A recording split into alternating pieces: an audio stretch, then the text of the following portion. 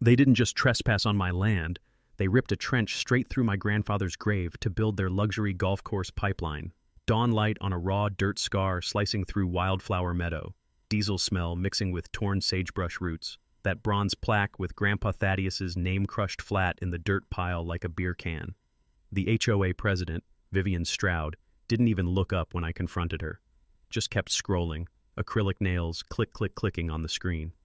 We followed every legal channel, darling. You desecrated a burial site. She laughed short and sharp. Show me a death certificate.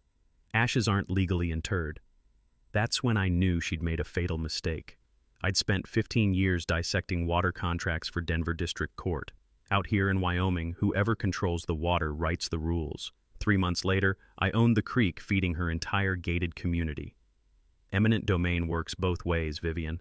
Drop a comment if an HOA has ever steamrolled you and tell me where you're watching from. My name is Marlo Coltrane, call me Marley. And 3 years ago I inherited 240 acres of high desert rangeland in Fremont County, Wyoming that my grandfather homesteaded in 1948. Thaddeus came back from the war with a duffel bag and a land grant. Built everything from scratch, the house, the barn, that 1952 windmill that still creaks in the wind. He was 1/4 Shoshone, and he knew this land the way some people know music, where the springs run underground, which pastures flood in April, where the soil remembers old buffalo trails. He taught me to read survey maps at his kitchen table when I was 9, the smell of burnt coffee, his calloused finger tracing property lines. Land doesn't lie, Marley. People do. When he died in 2019, I scattered his ashes in our southeast pasture near a cottonwood grove. No formal burial, just me, the wind, and meadowlarks at sunrise. I'd spent 15 years as a water rights paralegal in Denver. Good career, bad marriage. By 2021 I was divorced, 49, and pretty broken. I sold my practice, cashed out my 401k, and came home to rehabilitate the ranch. Rotational grazing, native grass restoration, a small beef CSA. Turns out land heals you if you let it. Then Ridgemont Estates happened. Spring 2023. I'm walking fence line and spot orange survey stakes running straight through Thaddeus's grove. Every 50 feet, like a line of small fires. No warning, no letter, nothing. At the county clerk's office, I discover Ridgemont filed for private condemnation 6 weeks earlier. Certified letter sent to a P.O. box I'd closed in 2021. Classic move. Here's what Ridgemont is, a 2,200 home gated community built 3 miles east on former BLM land. Artificial lake, 18-hole golf course. McMansions, starting at $850,000 in a high desert where we get 12 inches of rain a year. Their golf course alone uses more water than 40 family ranches combined. They pull it from Clearstone Reservoir, a public watershed built in 1963 for agricultural irrigation, and now they want a dedicated pipeline to expand their clubhouse. The route? Straight through my land. The legal trick? An obscure Wyoming statute allowing HOAs to claim easement if there's no economically viable alternative. Which is garbage. They could have run it along County Road for an extra $200,000, but that would mean negotiating instead of steamrolling.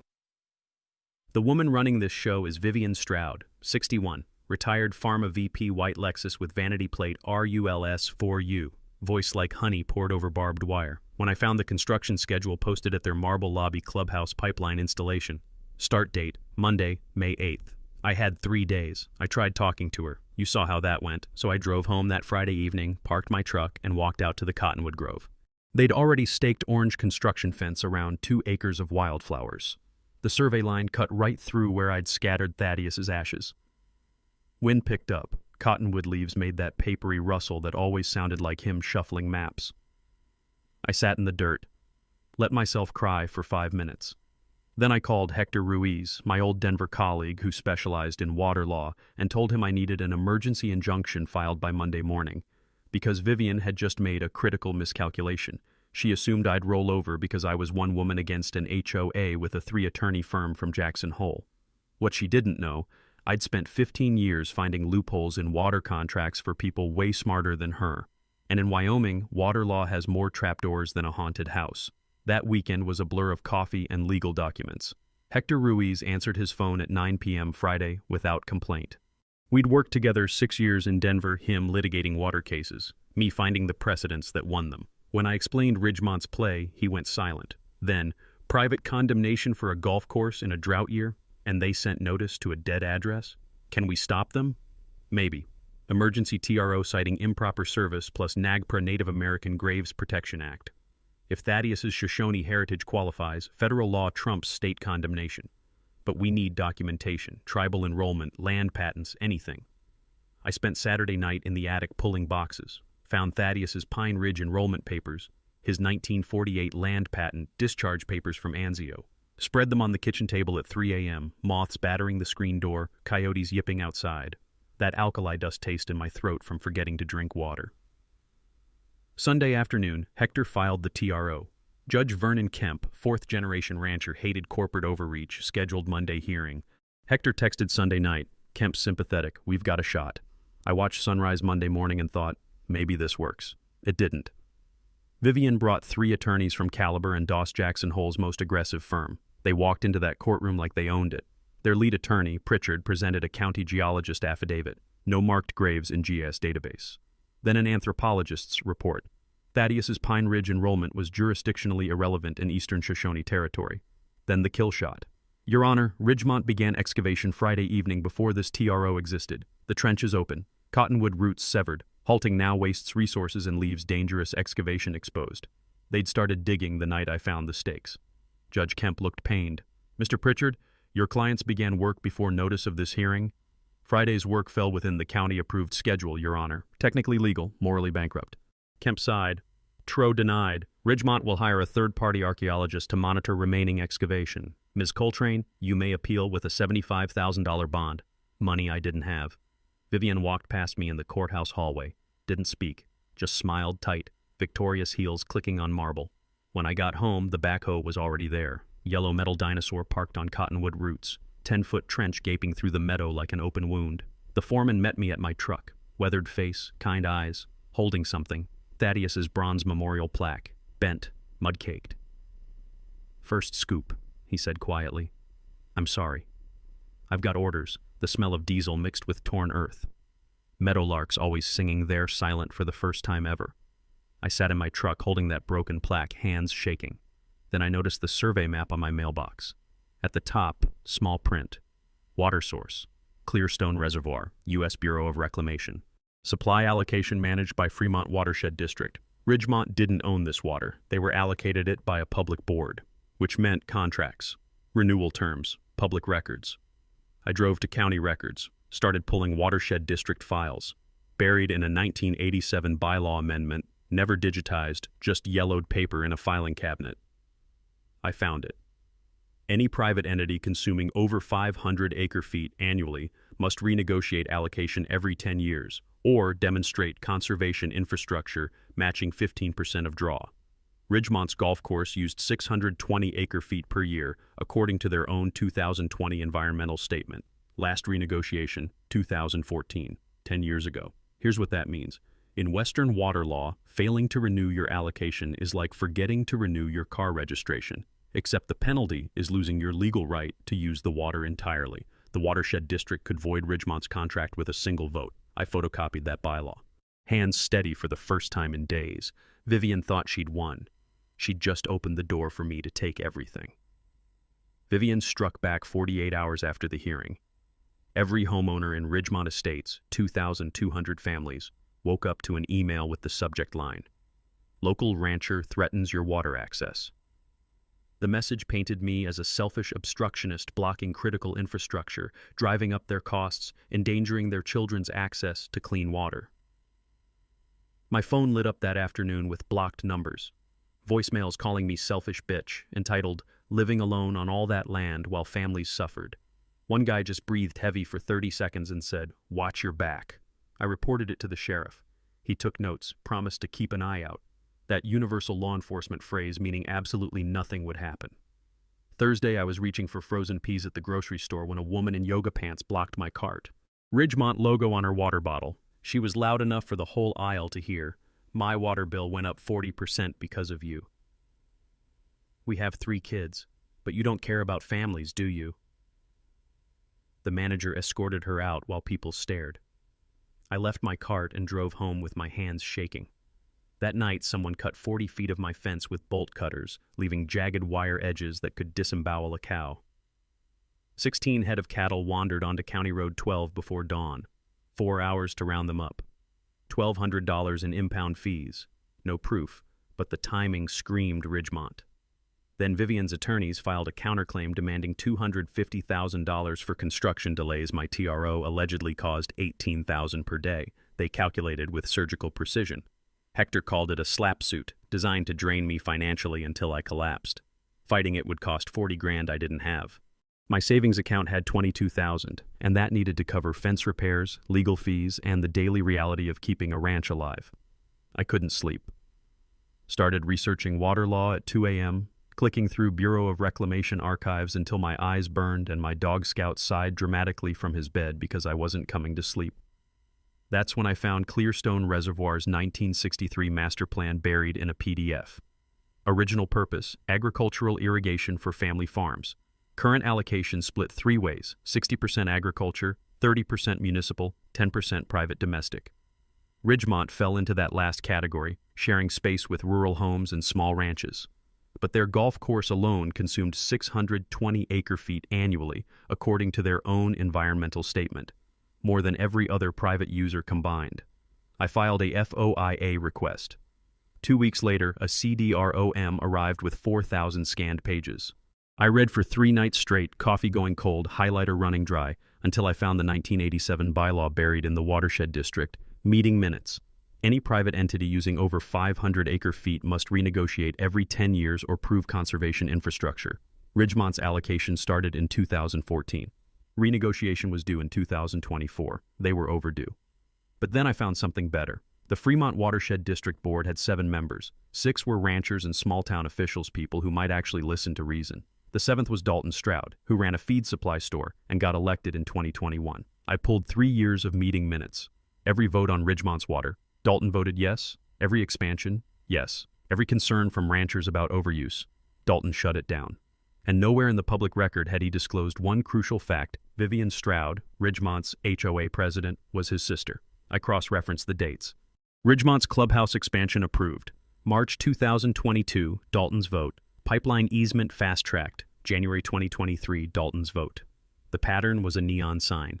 Here's what matters. Water boards wield massive power in the West, but ethics rules are ironclad. Board members must disclose family ties, financial relationships, anything creating bias.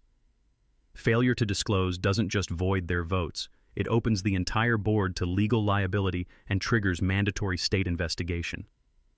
I called Hector at 11 at night. Vivian's brother sits on the watershed board.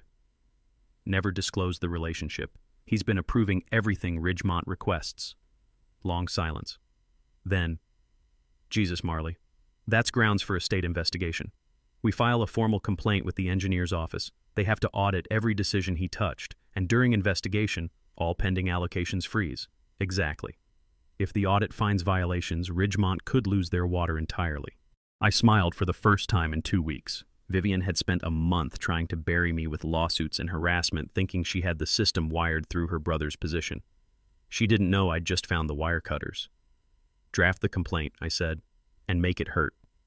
I couldn't fight this alone. I needed expertise, media, and voices that carried weight beyond a courtroom. First call, Iris Pendleton, a hydrologist whose name kept appearing in the 1990s water disputes. She'd spent 30 years fighting over-allocation in Wyoming basins before retiring to Lander. I called cold, expecting a polite no. She picked up on the second ring. I pitched fast. Gated community stealing public water for a golf course. Need someone who gives a damn? She laughed sharp, delighted. You had me at stealing public water. Come by tomorrow. We met at a diner. She was 68, silver braid, soil-stained hands. I spread my research across the table allocation records, Dalton's voting pattern, Ridgemont's water use. She read in silence, occasionally making disgusted noises. Then, 620 acre-feet for grass in a drought basin? 3 ranches south of you have wells dropping 18 inches annually. The Shoshone fish hatchery can barely keep cutthroat alive because creek flows are so low. She pulled out a notebook. Give me 2 weeks. I'll model exactly how much water they're stealing from every downstream user. Can you testify? Try stopping me. Next, I needed media. I emailed Tyrell Booker at the Casper Star-Tribune. He'd written investigative pieces on fracking water abuse. Subject line, HOA waters golf course while ranchers' wells run dry. He called within an hour. Met me at a truck stop off I-25. 44, Wyoming Cowboys cap, recorded everything on his phone. I gave him copies of Dalton's undisclosed relationship, the allocation overruns, Iris's preliminary data. He read twice. This is good. But I need proof. Regular homeowners don't know what Vivian's doing. If they're complicit, it's a different story. That night, I pulled Ridgemont's HOA disclosures, monthly newsletters, budget summaries, everything supposedly transparent. Nothing mentioned overdue renegotiation, nothing about Dalton's board position, nothing about the $4.2 million bond Ridgemont took out in 2023. Wait, $4.2 million? I found the bond filing buried in county records. Collateralized by future water infrastructure value, the pipeline, the clubhouse expansion, the irrigation system. Page 17 had the poison pill. Ridgemont must maintain uninterrupted water service to golf course and clubhouse, or the bank could foreclose on all common assets, pool, rec center, roads, everything. If they lost water allocation, the bond defaulted. The bank seized assets. Property values cratered because amenities were the only reason people paid $850,000 for desert McMansions. Vivienne had bet the entire community's future on water she didn't legally control and never told a soul. I sent the documents to Ty. She's been hiding a financial bomb from 2,200 families. Jesus, this is page 1. Then I went to the monthly Cattlemen's Association meeting. 30 ranchers in a VFW hall smelling like burnt coffee and decades of cigarette smoke soaked into the walls. I stood during open comment. Ridgemont's pulling more water than 40 family ranches. Their allocation expired. The board member rubber stamping everything is Vivian Stroud's brother. Anyone else tired of them stealing what's ours? Silence. Then Gil Navarro stood, third-generation rancher, weathered and careful. Vivian offered me double market value for my Southern 40 last year. I said no. County reassessed my property taxes the next month, up 32%. He looked around. Anyone else get reassessed after refusing Ridgemont? 3 hands went up. After the meeting, Gil pulled me aside. I've got kids in their private school. Can't be your public face, but documents, testimony, cash if you need it, you've got it. 4 other ranchers quietly said the same.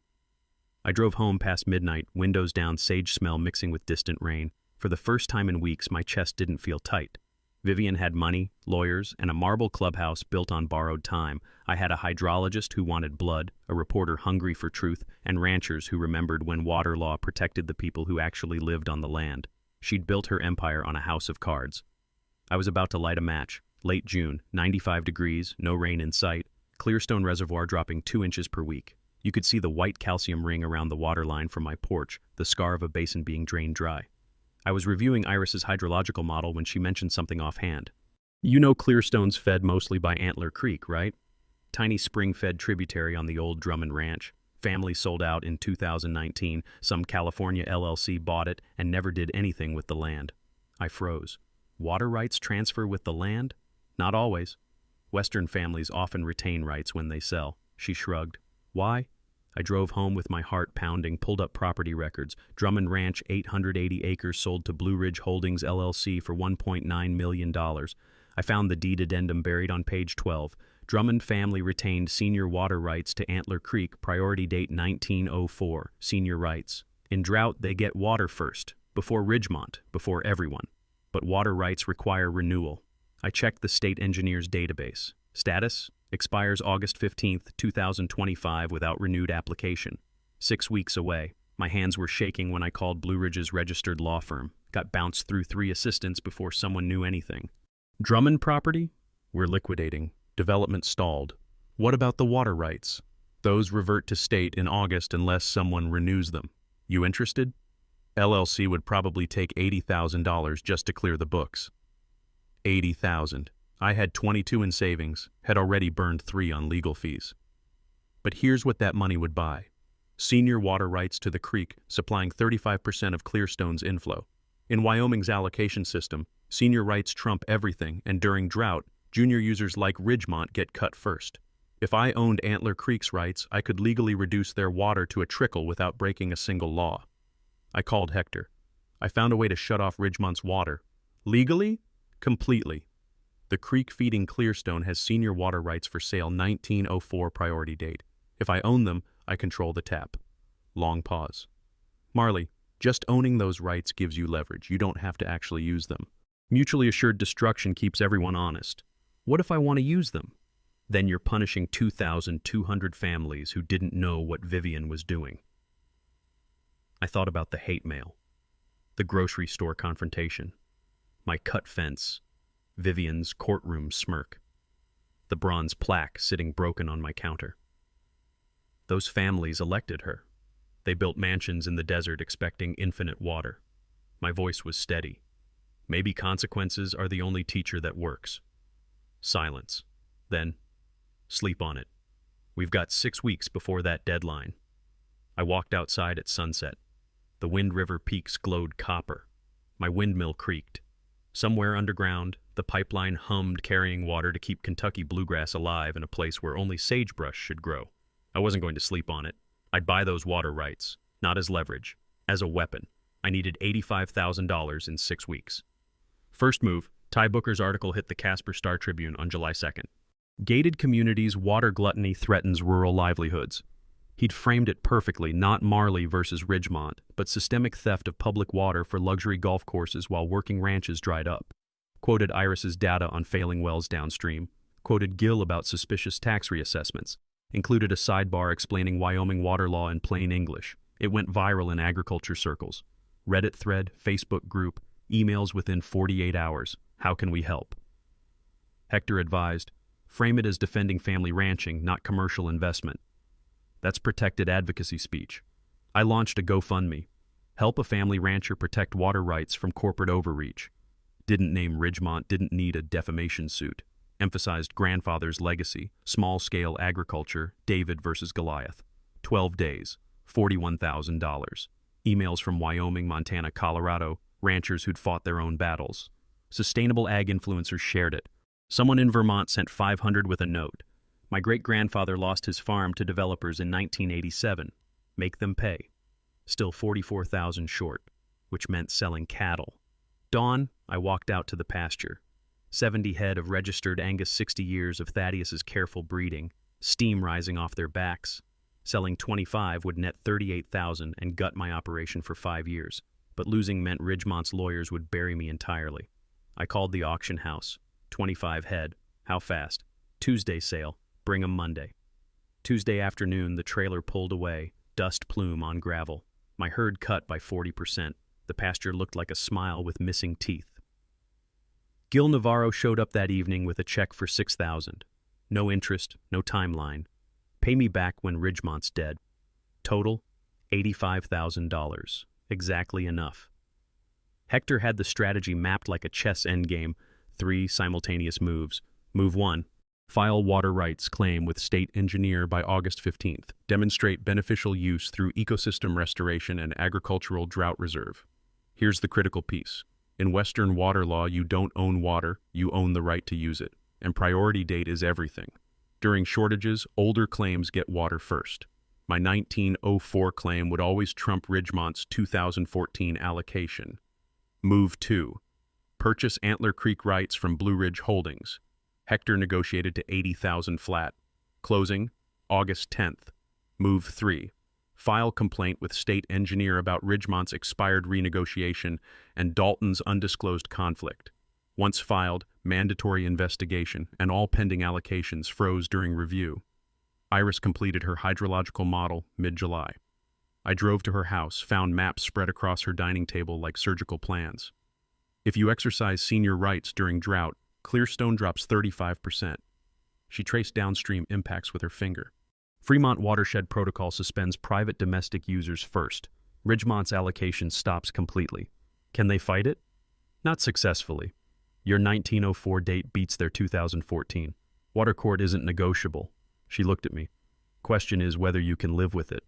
Can they live with desecrating my grandfather's grave? She smiled, thin and satisfied. I'll testify to that.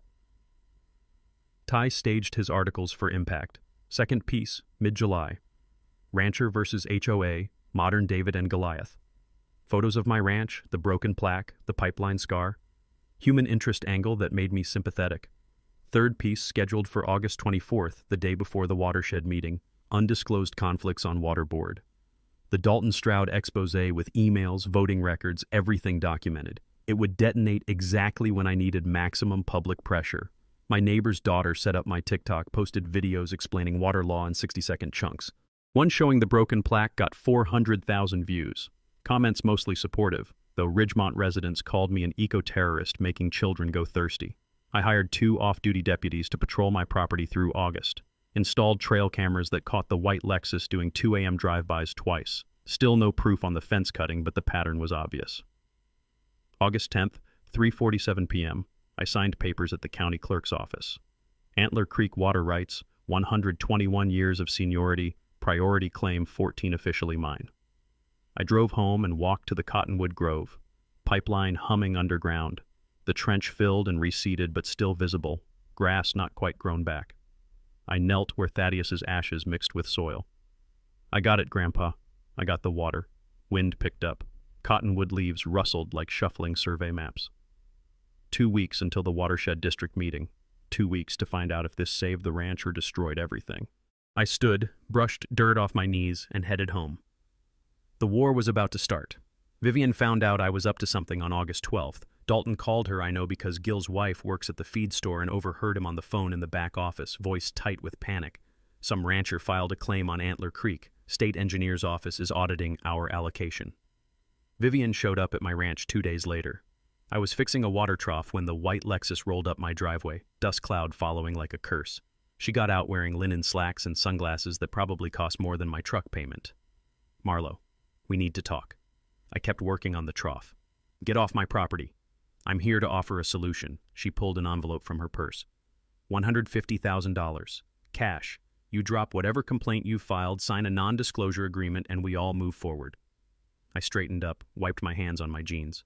You think you can buy me? I think you're a smart woman who understands that fighting costs money you don't have. Her voice dropped, lost the syrupy sweetness. You have no idea who you're dealing with, Marlo. I've buried people for less than this. That a threat? She smiled, put her sunglasses back on. It's a fact. Think about my offer. She drove away, leaving me standing there with my heart pounding and my hands shaking, not from fear, from rage. 2 days later, Wyoming Department of Agriculture showed up. Anonymous complaint alleged I was overgrazing, violating stocking density regulations. The inspector was apologetic, clearly knew it was bullshit, but had to do his job. Spent 6 hours walking my pastures, checking fences, counting cattle. Passed easily. But it cost me 2 days of work and a spike in blood pressure I didn't need. Then the op-ed hit the Jackson Hole News and Guide. Eco-warrior or eco-terrorist? Rancher's water grab threatens thousands. Written by someone named Marcus Fenway Ball. I Googled him. Found out he was a consultant who'd worked for 3 different HOA management companies. The piece painted me as a radical environmentalist weaponizing water law to punish families for the crime of wanting nice homes. Comments section filled with vitriol. My email inbox exploded. 2 death threats detailed enough I reported them to the sheriff, who filed them and did nothing else. I stopped sleeping well. Started checking the trail cameras obsessively. The Lexus kept appearing at 3 a.m., 4 a.m., always just driving slowly past. August 20th, the state engineer's office scheduled an official inspection of Antler Creek. Claudia Wen, senior hydrologist, would evaluate my beneficial use claim and review Ridgemont's allocation simultaneously. I hiked the property at dawn that morning with Iris, making sure everything looked legitimate, creek flow healthy, native vegetation thriving, no signs of waste or abuse. At 10 a.m., Claudia arrived. Mid-50s, no nonsense, carried herself like someone who'd spent 30 years dealing with liars and knew all their tells. We shook hands. Then Vivian's Escalade pulled up, followed by 2 Caliber and Doss attorneys in a rented SUV. Dalton Stroud climbed out of the Escalade looking sweaty and nervous. Claudia's expression didn't change. Miss Stroud, this is a technical site evaluation, not a public forum. My community's water supply is at stake. I have every right to observe. Vivian's smile was pure ice. We hiked to the creek. I presented my 30-page restoration plan. Iris had helped draft it. Native cutthroat trout habitat restoration, a state conservation priority. Emergency livestock water for neighboring ranches during drought. Partnership with Eastern Shoshone Tribe for cultural site protection around Cottonwood Groves. Claudia read in silence, occasionally making notes. Her poker face was impenetrable. Vivian interrupted 3 times, trying to argue my application was retaliatory and fraudulent. Each time, Claudia cut her off with bureaucratic precision. Finally, Vivian snapped. This is a sham! She's doing this to punish us for legally exercising our infrastructure rights. Claudia looked up from her clipboard. Ma'am, the applicant's motivation is irrelevant under Wyoming statute. Only lawful beneficial use and priority date matter. She turned to me. Your 1904 claim is senior to every other user on this watershed. If your use plan is legitimate and preliminary review suggests it is, your rights are absolute. She looked at Dalton. Mr. Stroud, your allocation renegotiation is 5 years overdue. Perhaps focus on that rather than interfering with a legal site inspection. Dalton tried to speak. Now, Claudia, let's be reasonable, but she held up a hand. If you're attempting to influence a state proceeding based on personal relationships, I'll refer this to the Attorney General's office. Are we clear? Dalton went pale, shut his mouth. Vivian stared at me with pure hatred, the kind of look that says this isn't over, not even close. Claudia finished her inspection, told me she'd approved the claim pending final paperwork due by August 25th. She also flagged Ridgemont's allocation for immediate compliance review, 30-day deadline to demonstrate conservation infrastructure, or face suspension. They drove away in silence. I stood there with Iris, watching dust settle on the dirt road. She's going to escalate, Iris said quietly. I know. Be careful, Marley. That night my hay barn caught fire. The fire started at 2:17 a.m. on August 16th. I woke to Scout barking frantically and the smell of smoke pouring through my bedroom window. Stumbled outside in my pajamas to see the hay barn fully engulfed flames 40 feet high, turning night into orange daylight. The heat hit my face like opening an oven. The horses were in the adjacent corral, screaming and kicking at the rails. I ran barefoot across gravel, opened the gate, and they bolted past me into the darkness. Better loose than dead. Fire department arrived 18 minutes later. By then the barn was a skeleton of burning timber, roof collapsed inward. They saved the nearby equipment shed, but the hay barn was total loss, $60,000 worth of winter feed and structure, gone. The arson investigators showed up at dawn, found accelerant residue near the foundation, gasoline or kerosene deliberately poured. No suspects, but my trail camera footage showed a vehicle without plates on the county road at 11 p.m. Couldn't make out the model, but the shape looked familiar. Boxy. SUV-sized. The sheriff took my statement, wrote everything down. Said they'd investigate. We both knew that meant nothing without hard proof. I sat on my porch steps at sunrise wrapped in a blanket that smelled like smoke and cried for the first time since the courtroom. Not from sadness, from exhaustion. From the realization that Vivian was willing to commit actual crimes now, not just legal maneuvering. I called Hector at 7 a.m. My barn burned down, arson. I can't prove it was her, but we both know it was. Long silence. Marley, maybe you should step back if she's willing to— No, she's escalating to violence. This isn't worth dying over. I'm 3 days from filing the final paperwork. 3 days from locking in those water rights forever. My voice was steadier than I expected. If I quit now, Thaddeus's grave means nothing. The broken fence means nothing. The hate mail and death threats mean nothing. She wins. And if your house burns next? Then I sleep on Gil's couch and finish this anyway. Another pause. I'll drive up. Stay at your place through the filing deadline. I've got a shotgun. You don't have to. Yes, I do. I'm leaving Denver in an hour. He arrived that afternoon with a duffel bag, a Remington 870, and a grim expression. Set up in my guest room, like he was settling in for a siege. August 17th, Ridgemont's attorneys filed an emergency motion in federal court claiming my water rights exercise would violate interstate commerce because Clearstone supplies a tiny amount to Colorado via South Platte River connections. It was absurd, a desperate legal Hail Mary stretching Commerce Clause jurisdiction past breaking point. Judge denied it within 48 hours, called it frivolous and without merit. Vivian was running out of legal moves, which made her more dangerous. I spent those days preparing the final documentation for the state engineer. Hector helped me format everything to state specifications: beneficial use plan, environmental impact assessment, historical claim verification, every comma in place, no room for bureaucratic rejection. At night I barely slept, kept checking the trail cameras on my phone. The white Lexus drove past twice more. Once at 1 a.m., once at 4 a.m., just slow rolling past, headlights off. Psychological warfare. Hector sat on the porch with his shotgun those nights. I made coffee at 5 a.m., and we watched the sunrise together in silence. You know, the watershed board meeting is in 8 days, he said on the morning of August 20th. I know. Ty's expose on Dalton publishes the day before. Iris has her testimony ready. Gil and 3 other ranchers are coming to speak. Everything's in place. Unless Vivian does something worse than arson. He looked at me. What could be worse? I didn't answer. Didn't want to give voice to the scenarios running through my head.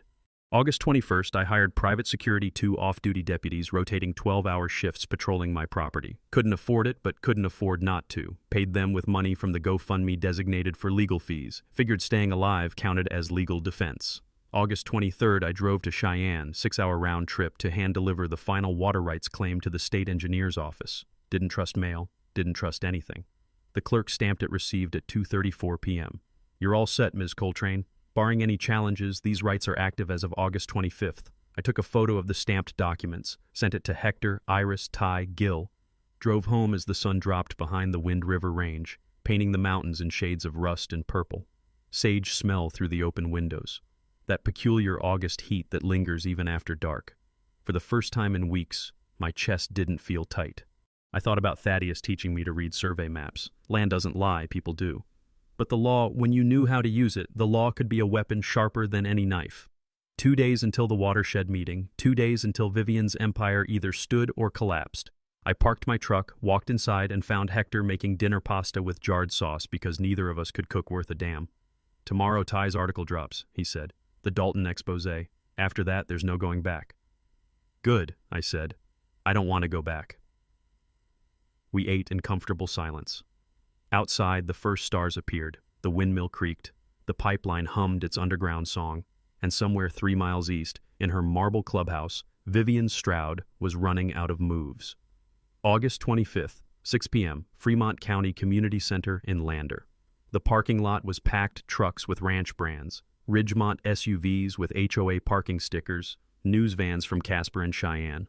I counted maybe 200 people crammed into a room built for 120, standing room only along the back wall. The smell of burnt coffee from the lobby mixed with nervous sweat and anticipation. The Fremont Watershed District Board sat at a long table up front. 7 folding chairs, 7 nameplates. Dalton Stroud's seat, second from the left, looked like an electric chair.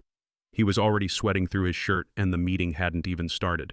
Eugene Colfax board chair, 72, fourth-generation rancher with a face like tanned leather banged a gavel at 6:08.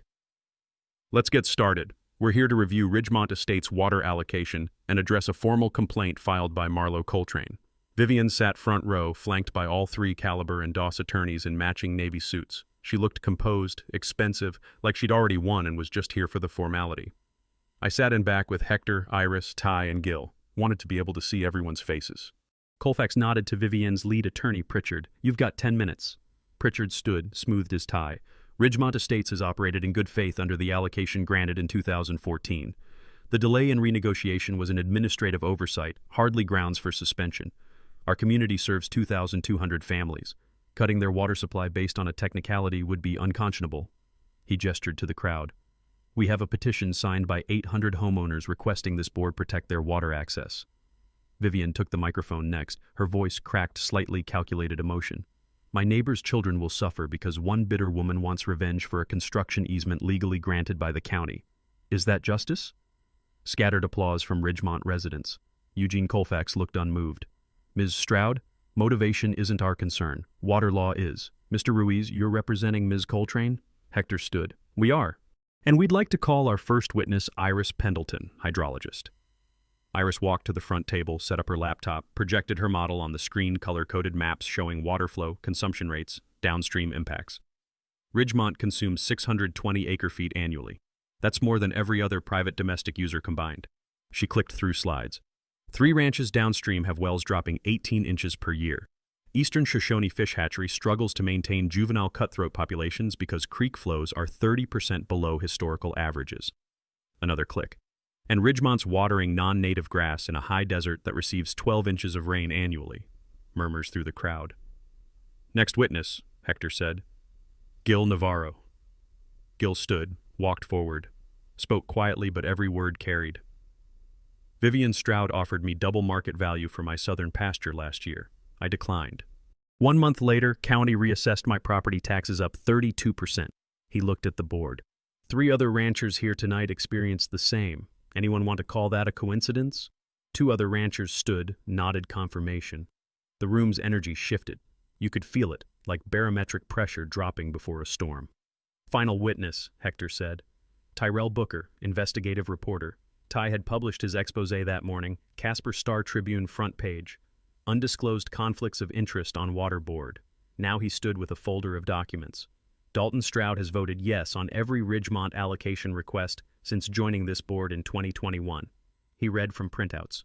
March 2022, approved clubhouse expansion requiring additional 140 acre-feet. January 2023, fast-tracked pipeline easement. June 2024, approved irrigation system upgrade. He looked up. Mr. Stroud never disclosed that Vivian Stroud, Ridgemont's HOA president, is his sister. The room erupted, shouts, people standing, cameras flashing. Eugene banged the gavel hard. "Order! Sit down or I'll clear this room." Dalton tried to speak. "This is a witch hunt, But Eugene cut him off.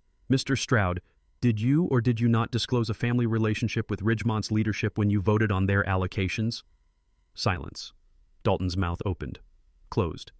He looked at Vivian. She was staring straight ahead, jaw tight. The relationship wasn't relevant to... Wyoming ethics statute doesn't care about relevance. It requires disclosure. Period. Eugene's voice was granite.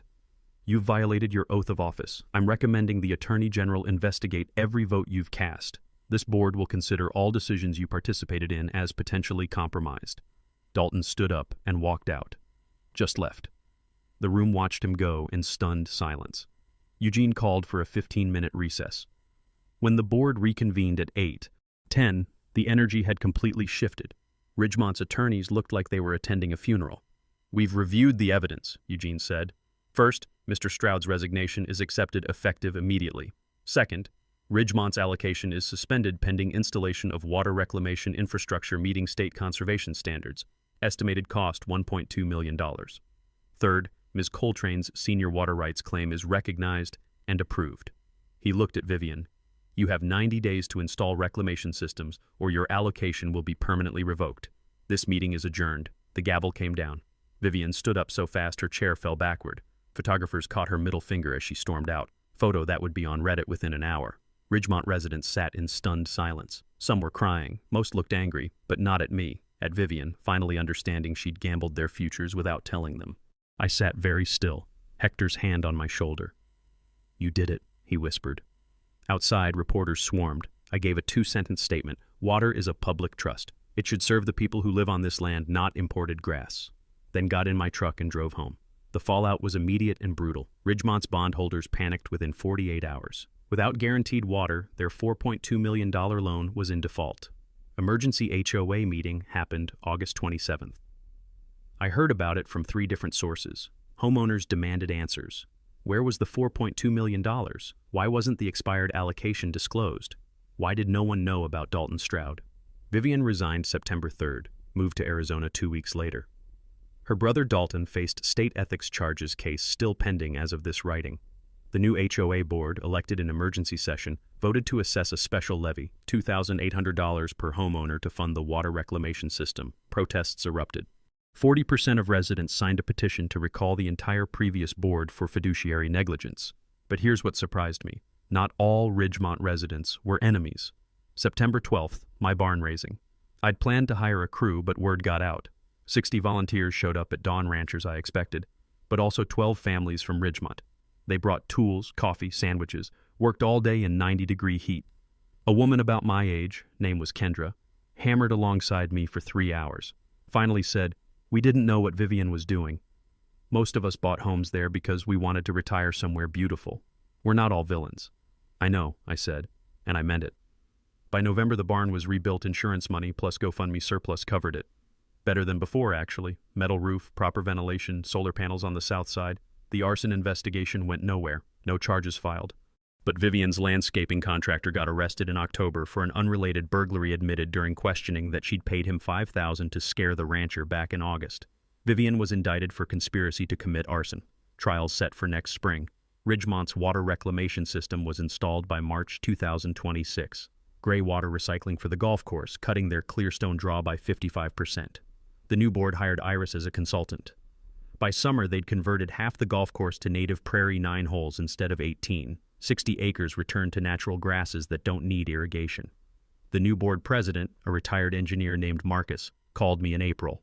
"We're having a community meeting about water conservation. Would you be willing to speak?" I know that's asking a lot. I thought about it for 2 days, then said yes.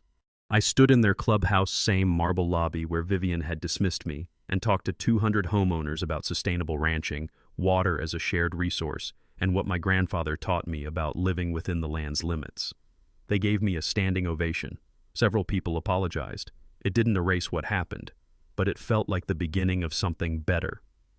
The real legacy came from unexpected places. I partnered with the Eastern Shoshone tribe to co-manage Antler Creek, 50% of water reserved for cultural sites and tribal conservation projects, 50% for agricultural drought reserve. Wyoming named it a Conservation Priority Watershed in early 2026 model for other regions facing similar pressures. The leftover GoFundMe money, about $12,000, became the Antler Creek Scholarship. Sends 2 rural students annually to University of Wyoming's Water Resources Program. First recipients, a girl from my county, a boy from Wind River Reservation, both studying hydrology. We launched the annual Water Heritage Festival in September 2026, held at my ranch. 400 people came. Fly fishing lessons, native plant sales, speakers on water law and conservation. Local brewery made a commemorative beer, Senior Rights IPA. Proceeds go to the scholarship fund. Thaddeus's memorial is different now. Bronze plaque mounted on river stones surrounded by native wildflowers that a tribal youth group and Ridgemont volunteers planted together. Inscription reads, Thaddeus Coltrane, 1931 to 2019. He taught us water flows where it's needed most. May morning, I'm standing in the Cottonwood Grove. Meadowlarks singing again took them 6 months to come back after the construction, but they did. The pipeline still hums underground, but now it carries reclaimed water to half the grass it used to. Scout's gray around the muzzle now. He huffs, wants breakfast. I kneel by the memorial. Touch the bronze plaque, warm from early sun. We did it, Grandpa, I say quietly. We changed something. The wind picks up. Cottonwood leaves rustle like survey maps being folded and unfolded. Somewhere downstream, water flows to ranches that need it, to fish that spawn in clean creeks, to land that remembers how to breathe. Vivian thought she could bury the past to build her future. Turns out the land remembers everything, and so do the people who love it. I didn't win because I was smarter or richer or more powerful. I won because I had something worth fighting for, and people who'd fight alongside me, because I knew the rules better than the people who thought they owned them, because water doesn't lie, and neither does justice, when you're patient enough to let it flow. Now here's what I need from you. Drop a comment with your worst HOA nightmare. Petty tyrants, mysterious fees, rules that only apply to you. I want to hear it all. Because the more we talk about these stories, the harder it is for people like Vivian to operate in silence. And hit subscribe, because next week I'm telling you about the small-town librarian who used an 1870s mining claim to shut down a Bitcoin operation, stealing electricity from an entire county. That story involves blackmail, a town hall fistfight, and the best use of a century-old land patent you've ever heard. The fight for what's right doesn't end. It just finds new battlefields. But if you know the land, know the law, and know who your people are, you can win. I'm proof. We appreciate you spending your time with us on HOA Stories, where HOA Karens finally get checked. If you enjoyed today's drama, hit like, comment on your favorite part below, and don't forget to subscribe so you'll be the first to catch our next HOA Showdown.